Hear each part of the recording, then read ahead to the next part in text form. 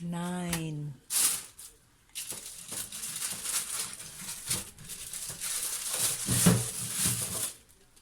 10. Wow. 11. Whoopsies. Pagkadaghan.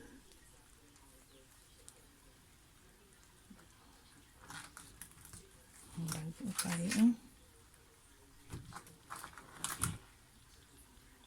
Only for 1,000 yen, equivalent to 370 in pesos, Philippine peso.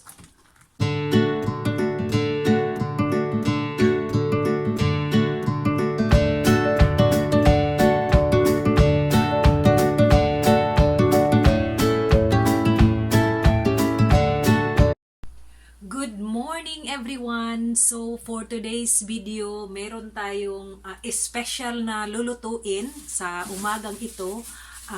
Salamat sa nag-offer ng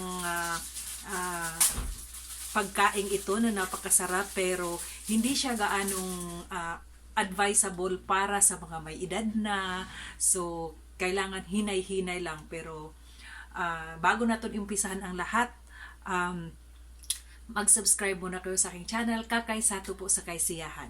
Okay? And ang aking sinasabi ay itong napakalalaking mga crabs.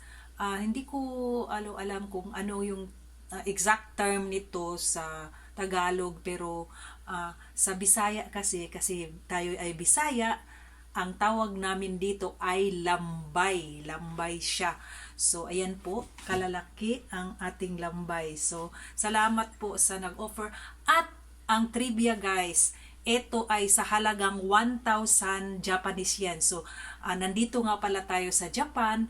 So, itong itong crabs na to, nahuhuli kasi ito ng season na ito.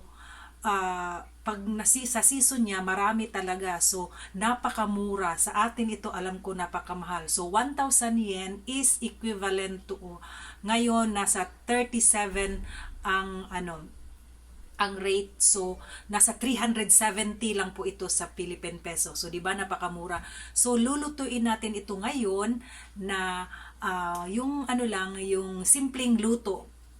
Para mas masarap siya, wala na masyadong maraming cheche boreche or ek ba, para mas madali. So tara, lutuin natin at samahan nyo kaming kainin, pero hinay-hinay lang.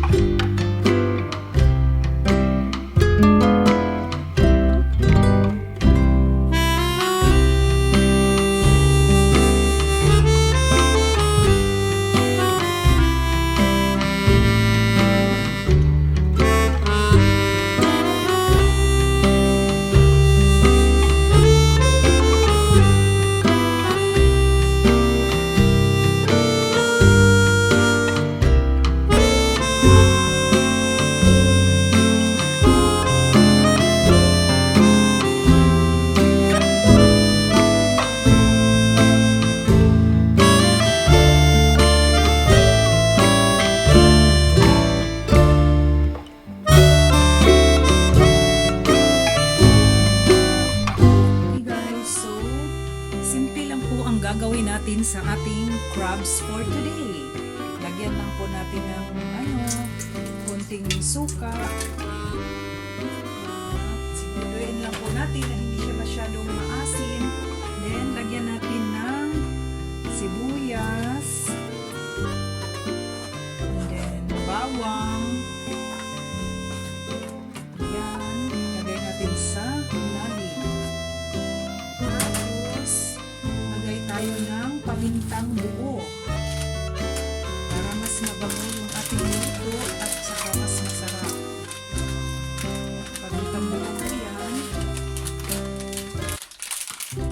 Then, ilagay na natin ang ating mga crabs. So, ganyan lang po ang ating pagluto. Hindi na masyadong marami. Tapos, steam lang po ito. Parang steam. Pero vinegar yung ginamit natin. So, as simple as that. Pero yummy. Marami ito guys. 11 pieces for only 1,000 yen or 370 more or less in Philippine peso. Okay? So, ganyan lang po ang ating procedure. And then, lulutuin na natin at tantayin natin siyang mag-discolorate o mag-red na siya, mag-iba na yung kulay nito. Pag naluto na, yun na yun. Okay? Balikan ko kayo mamaya pagka nag-iba na yung color. Okay, so ito na po, nag-iba na yung color. Very colorful na siya. So, ibig sabihin, malapit na siyang maluto. So, yan lang po kasimple ang pagluto.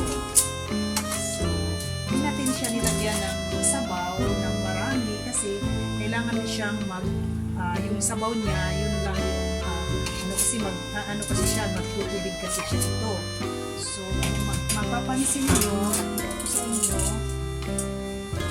habang niluluto natin yan siya, ayan, nagkakaroon siya ng sabaw. So, ayan, tignan natin. Ayan, so ayan, nakikita nyo, kumukulo-kulo. So, nagkaroon siya ng sabaw. So, kasi meron siyang hindi pa siya luto, meron siyang matubig siya. So, habang niluluto natin, lumalabas yung tubig. Kaya, hindi natin kailangan ng maraming tubig. Para lang hindi siya matuyo kaagad yung suka or vinegar. Pwedeng lagyan ng konting tubig, pero hindi marami. At ang gagawin natin dyan, patutuyuin natin siya para mas lalo siyang sasarap. So, yan lang po ang pagluto. Naaman. Pwede natin siyang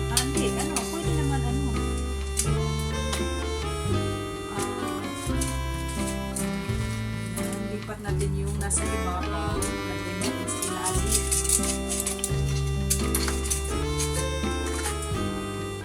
So, pwede din natin siya lagyan ng konting oil para siyang adobo. So, ilagay natin hindi, meron akong margarine or nasa sa inyo guys kung gusto nyo oil or butter or margarine. Ang lalagay ko ngayon is meron ako ditong margarine.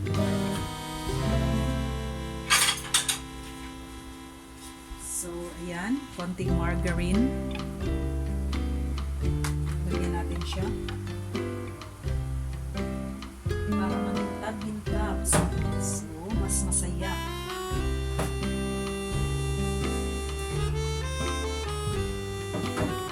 So, pag nag-subside na yung ating sabaw, so, magiging para siyang adobo.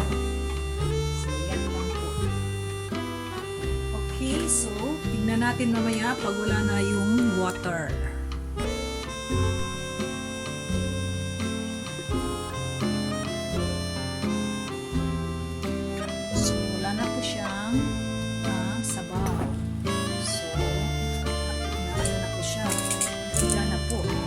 Subside na po.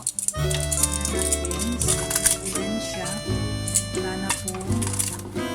Ayan. Ayan. Makikita nyo. Pinutuyo na siya sa ilalim. So, ibig sabihin, nag-subside na yun. So, ito na po yung ating crabs. Kainan na guys. Okay. Okay. So,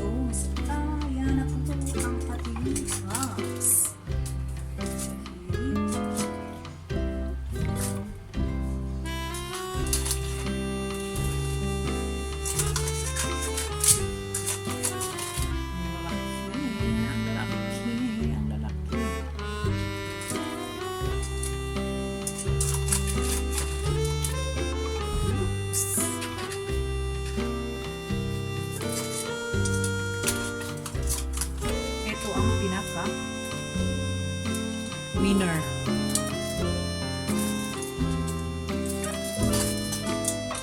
Pinaka-winner guys. Winner of all time.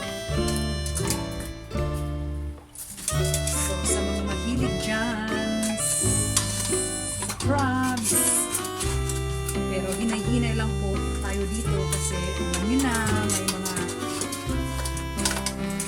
ano na, sabihin na lang natin may edad na, so bawal po dito ang marami. Diba? Ang bigat na guys. So, okay.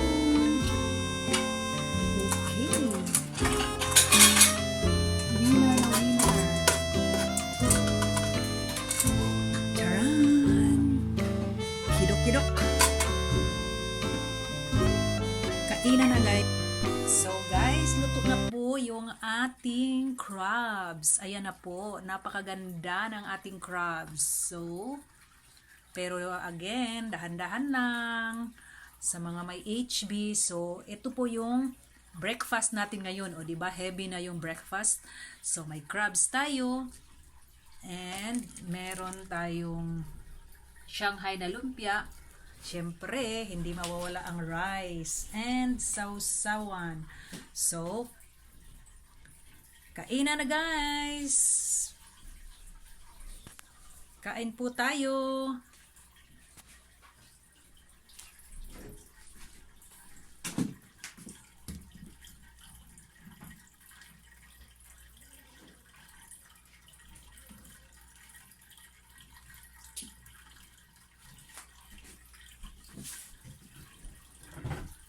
Thank you po Lord sa pagkain.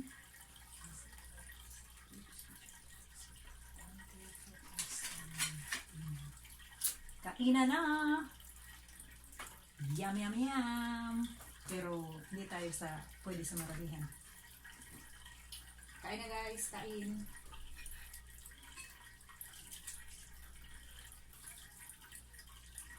Ano, itong kain?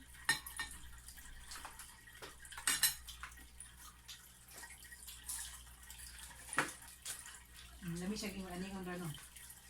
Kanang hindi na sabaw-sabaw kayo. Sabaw-sabaw, mawa pang lasa. Ano sabaw na? Wala, pagubas. Yung aning magudang luto nga, tanawa ko. Luto nga, tundo ni Papa sa among apag. Pagdaghanan gani, yung aning nga luto yang ang ginahimo, pero gamay ra usa sa bawang sa pinila.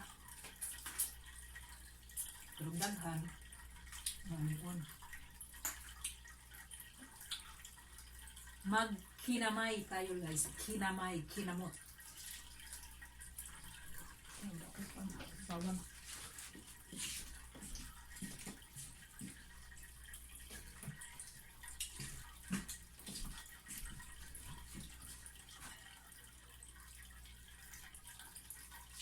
Hot chili sauce for the lumpia.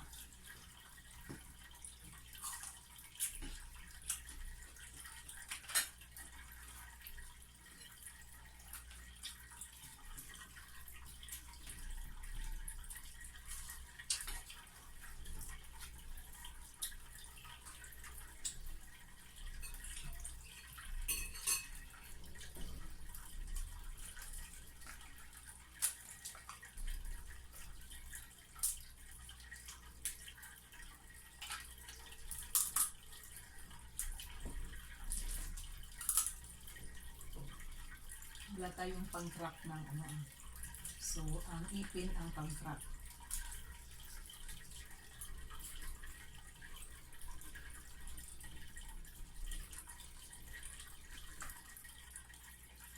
Ambok siya. Dili siya payat. Ay, ganun naman payat kaya.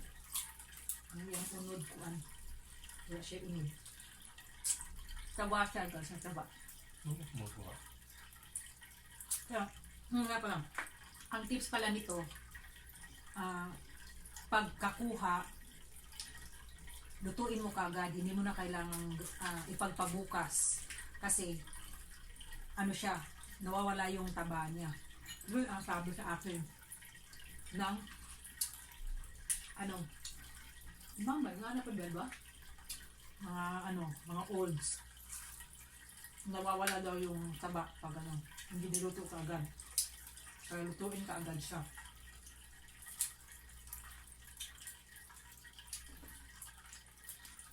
Ang ano lang nito guys, ang down part lang nito. Kasi matagal ka makatapos bago ano, pagkakain mo kasi.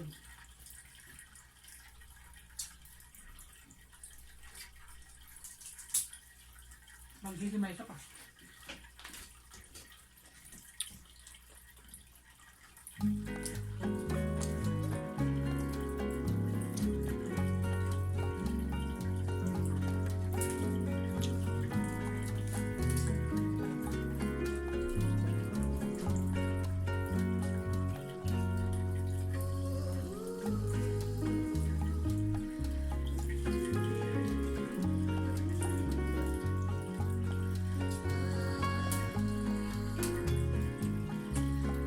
Nasa silid pa.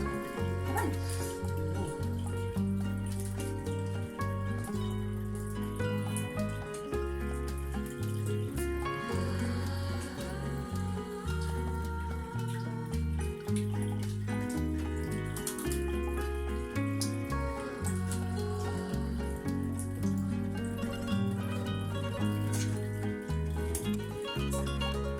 Ito ang maganda sa barista. Pag nasa ibang bansa ka, dito sa Japan, alam mo sa ibang, ano, sa Saudi, yung uncle ko noon, sagana rin yung nila, yung marine resources nila. Kasi nga hindi masyadong yung dagat. Hindi kagaya sa atin, na halos araw-araw pinupuntahan ng mga tao kasi wala syempre walang makain ng mga tao. Hindi kagaya sa ano, lugar gaya ng Japan, sa Japan, hindi kasi dagat nila, hindi kagaya sa atin. So, marami kang mahuhuli pag season ng ano, pag season talaga. Kagaya nito, hindi siya mahirap kasi makapagparami sila eh. Hindi kagaya sa atin. Kaya mura. Pero pag ito ang binili mo sa supermarket, napakamahal. Hindi ko ang ano kada siya, no? Nga sa supermarket mahal kayo sila baligya. Pero kung tutuusin ano naman, ang dami naman nila nito.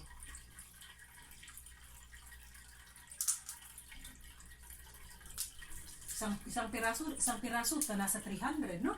Nasa 300 pag nasa supermarket ka.